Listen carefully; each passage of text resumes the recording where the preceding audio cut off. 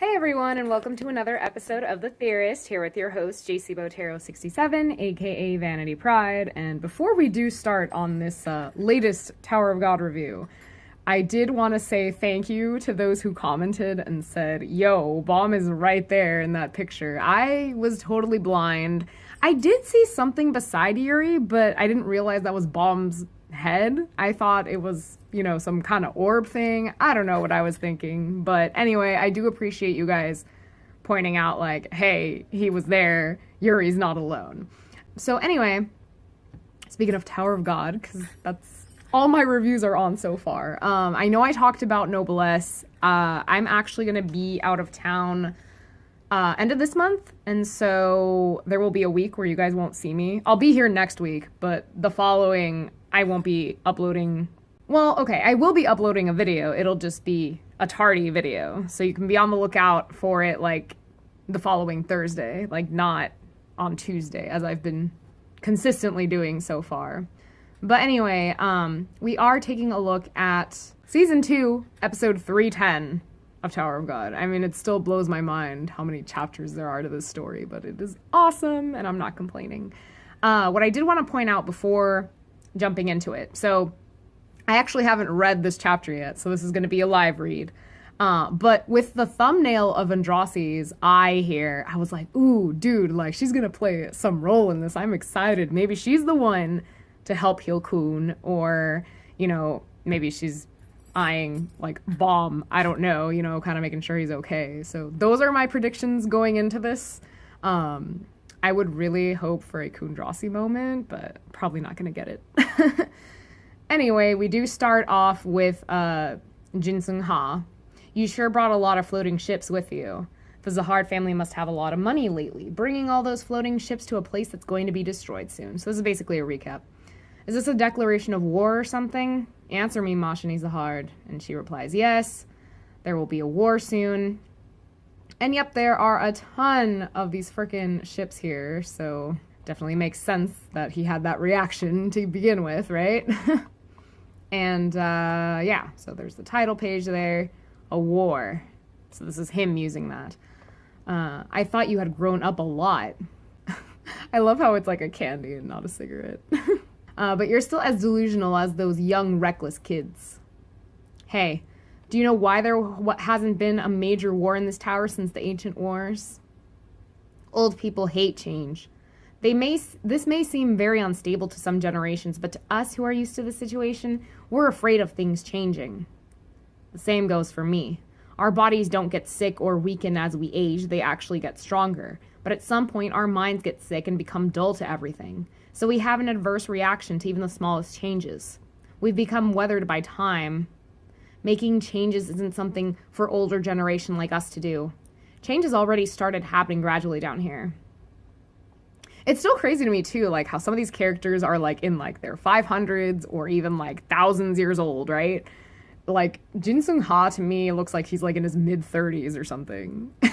And it's just, like, him talking about, like, the older generation just seems so weird. Anyway, continuing with Jinsung. So, go wash up and get some sleep. Don't stir up fights for nothing. Has it really disappeared now? So I believe that's Mashini asking him that. That rage of yours? After losing the woman you loved and finding out that the reason the woman you loved had to be killed was deeply tied to the Zahard family. Okay, wait, let me reread that. Sorry, guys. After losing the woman you loved and finding out that the reason that woman you loved had to be killed was deeply tied to the Zahard family, you gladly became one of Fugue's demons. Even if you say that rage has hardened and sunk in your mind, I don't understand how it could just fly away in the wind like that. It gets more intense and clings to you even more firmly as time passes and you recall those memories. That's the kind of emotion that rage is. See, he totally reminds me of Spike because frickin' Julia. I mean, what happens with Julia in Cowboy Bebop? I don't want to spoil anything for people who haven't seen it, but you should check out that anime because it is awesome. I mean, it is displayed every episode, as you can tell. So go check it out if you haven't already. Anyway, he's just dotting here. And Mashni continues, and as long as that rage lives, war can break out at any time. fire. Damn, girl. And like one of the bigger ships is firing this thing. There's like a whole explosion. The other smaller ships are going in to, you know, fight. Or wait, hold on. Oh, okay. So Jin-sung protected himself, obviously, because some men are shocked, like, he's still there? The target suffered 0 damage? We haven't found any separate Shinzu barrier. I can't believe he blocked an attack from us with his bare body. He sure is a high ranker. And then Jin-sung's like, attacking me first like that? All the Hearts princesses really do have nasty personalities. Ooh, snap. And then one of the princess's men says, Princess, what should we do now? Or Mashini's men, sorry. I just read princess and just like kind of stuck on that. Anyway, she is a princess, so hey. Mashini says, what do you think? We just messed with an ancient beast. It's time for your honorable death. What? Okay, so I'm guessing it's time for your honorable death was said by Jin-sung, and then Mashini's probably reacting like, what? Because Jin-sung is too calm and collected after that happened to be the one who was like, what? If you intended to pick a little fight with me out of some stupid curiosity and then run away, you picked on the wrong person, princess. He clenches a fist, and then he unleashes what is called the Jin-sung-ha style Shinzu control skill. Red World Water Drop. Damn, son. Someone screaming, or it's probably the dudes. I don't even think that Mashini would have a reaction like, what? Like, I think that was probably one of her men as well. Mashini's more calm and collected, same as Jin-sung, so. Alright, let's see. All ships on the left side have been destroyed. Our barriers aren't working at all. Princess! I knew it. So that's Mashini who said that. It looks like you're still in the game. Around half of them are still alive. So that's probably a thought bubble coming from Jin-sung. Everyone retreat. Get as far away from the target as possible. Or as soon as possible, I guess. Immediately. Whatever. Sometimes these translations like a little iffy, but hey. They do a good job. I can't judge. I mean, kudos to the people who do the translations, because I appreciate that, because I wish I could speak and read Korean. I do want to take Korean classes, actually. I don't know if I've mentioned that before, but I think it would be awesome just to be able to read Tower of God in its native language. It's a life goal, for sure. So Mashini's still chill about it, but one of her men keeps shouting out, raise the warning level for the target to red 3. Proceed with complete annihilation. So there's this, like, eye thing right above Jin-sung, and it's freaking huge. So they think they're gonna take him out with this thing? Like, I doubt it. Alright, let's see what happens. So Mashini says, it's finally here. The cannon salute from the army to announce the start of the war. And then, okay, so that eye thing is called King Zahard's deadly weapon number 9, anti-high rankers El Robina. Oh shit, okay. I'm underestimating this weapon completely. Alright. So Jin-sung says, Jesus, you only have 10 of them in your possession? Zahard. Are you serious about this? Ooh, snap. It almost looks like a spaceship, or the shape of a UFO, I should say. So anyway, we don't know what happened with Jin-sung. Probably died. Probably got absorbed by that, though. See, because I have that spaceship mentality, because it looks like one. So maybe it absorbed Jin-sung Hung. So he might not be dead. He might just be being taken prisoner. He might be questioned, you know, about Foog and their whereabouts and what they're up to and all that. So I think that could be a possibility of what happened. I don't think Jin-sung would die just like that. Anyway, we do come back to Baum and group, back on the Hell Train. Baum is in a bed. He's starting to wake up. And he's like, is this? And Yuri gets all excited. She's like, Baum! And then Baum's like, Yuri? And then Yuri's like, you're awake. You took so long to wake up that I was wondering if you were dead. So she goes in to hug him in this image. And then he's like, ow, that hurts. My neck. You're breaking my neck. So Yuri's like, oh, sorry.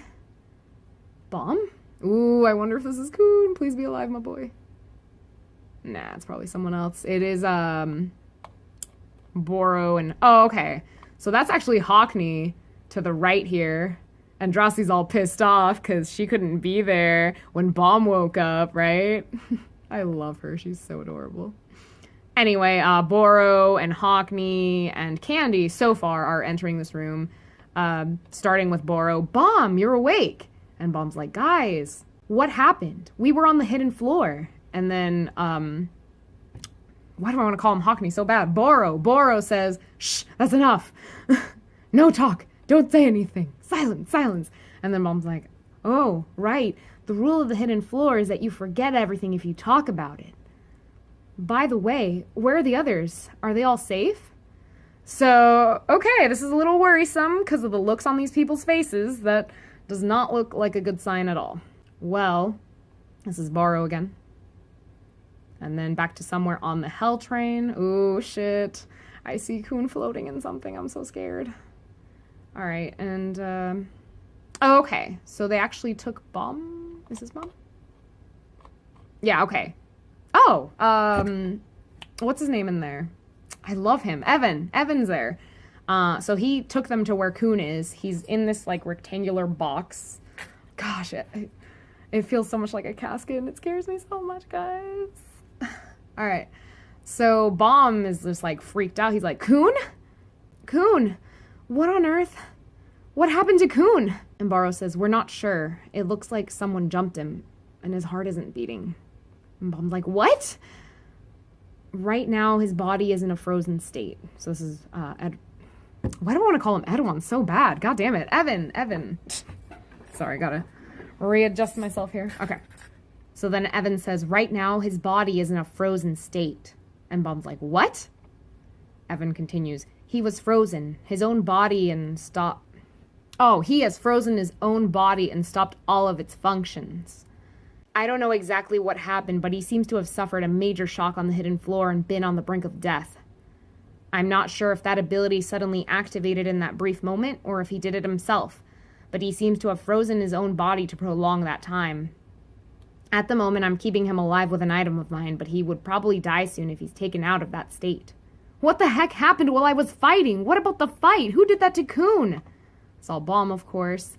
Bomb, so that's Andrasi speaking up. Come with me for a minute. I'll tell you everything you want to know. So she bongs away with him. And let's see who this is. You're here. Oh, Beta. Okay.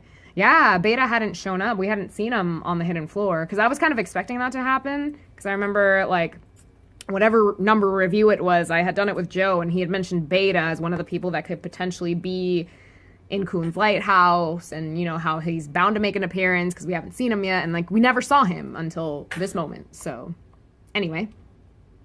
Let's see. Bomb is the one who asks, Beta, what are you doing here? Beta says, isn't getting up always so hard for you? You've been passed out like that for a whole week. But where have you been? And aren't you supposed to be in the lighthouse when you're on the train? So that's probably Bomb.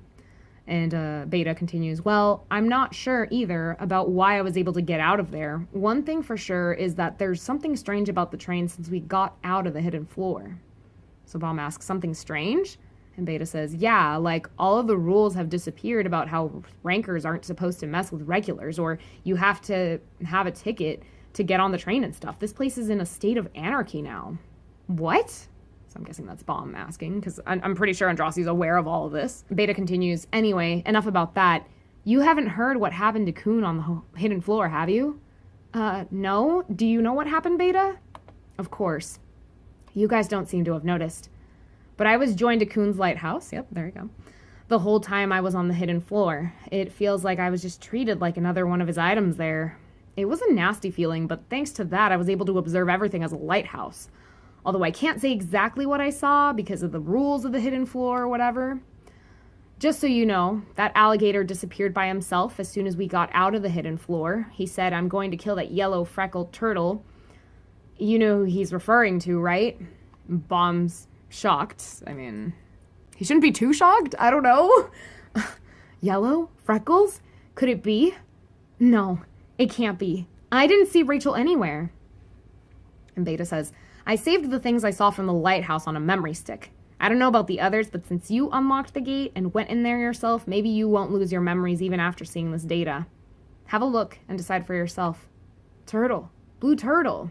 So he's watching the image, and obviously that's Rock. Wake up! Snap out of it! Blue turtle! Bomb. So that's Andrasi again. Where are you going, Bomb? I have to stop Rock. So it's Bomb, obviously. And Andrasi. What? Back to Bomb. I can't let Rock run into Rachel like this. What are you talking about? You won't forgive Rachel again, right? No.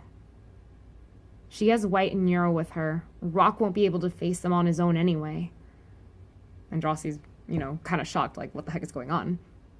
And then Bomb says, I'll be there myself and make Rachel pay for what she did to Coon. Ooh. So Bomb is finally starting to see the light. Not Michelle light, to be cheesy as fuck here, but you guys get what I'm saying.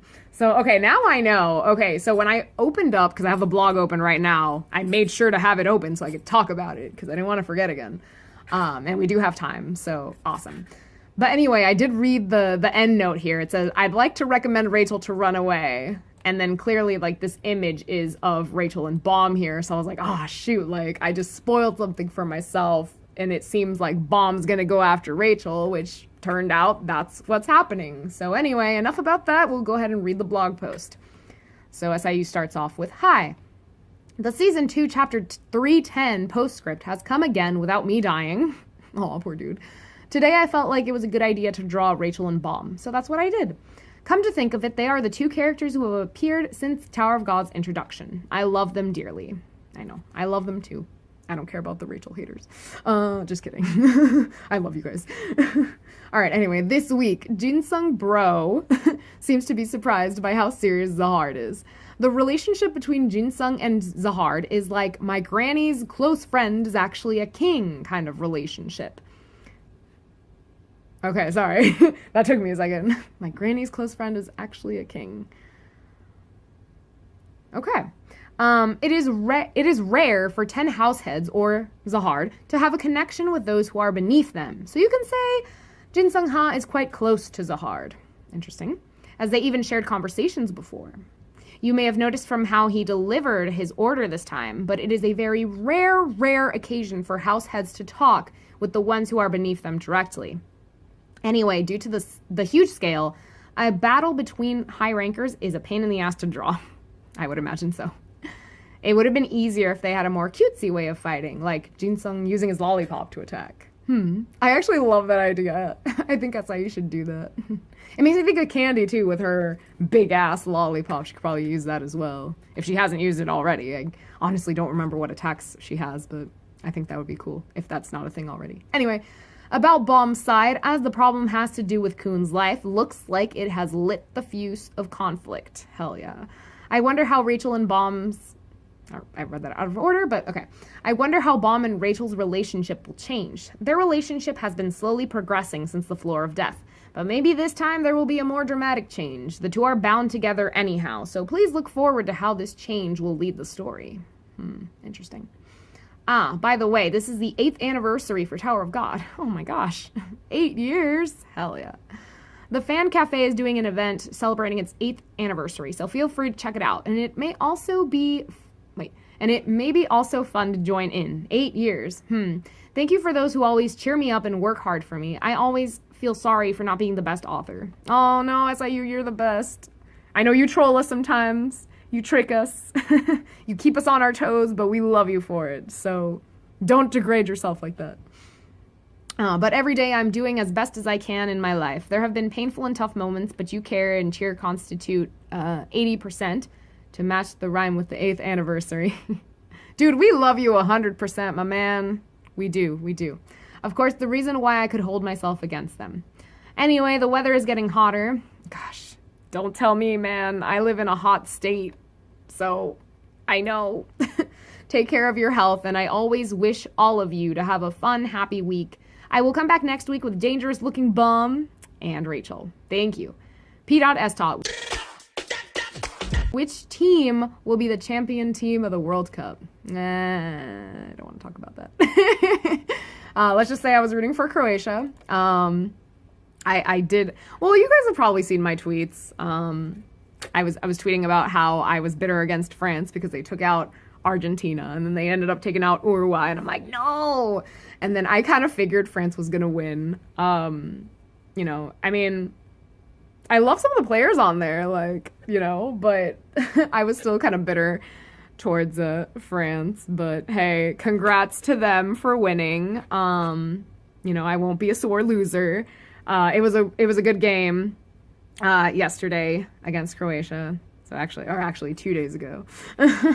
But yeah, so now I know for the next World Cup to just boo for the teams that I don't want to win, because that's the way to get them to win. Because anytime I cheer for a team, they always end up losing, and I'm like, oh man, I jinxed them so hard. So now I know for next World Cup, if I want Argentina to win, I gotta be mean to them. But anyway, thank you guys so much for tuning in, as always. I know I've been horrible about getting back to your guys' comments. I feel really bad. You know, I probably should just end up addressing them in my reviews, to be honest. You know, I'll pick out a few for next week and be like, hey, like answering back and, you know, kind of sharing my thoughts on your guys' thoughts. So it's just like a back-to-back thing. But anyway, that is it for this week. So thank you guys for tuning in, and I look forward to reviewing this chapter. I look forward to the meeting between Rachel and Baum. I'm guessing obviously Rock will get to Rachel first, so they're gonna have some kind of interaction. I want to see how that goes. And then of course Baum will show up and, you know, maybe try to play Peacemaker for a little bit, you know, to kind of deceive. That'd be cool. I don't think he has it in his heart to do that, but I think it would be cool if he did that, like kind of show up, be like, no, don't fight, and then it's like, bitch. No, I'm just kidding. But anyway, thank you guys for tuning in, and I will catch you all next week. Peace.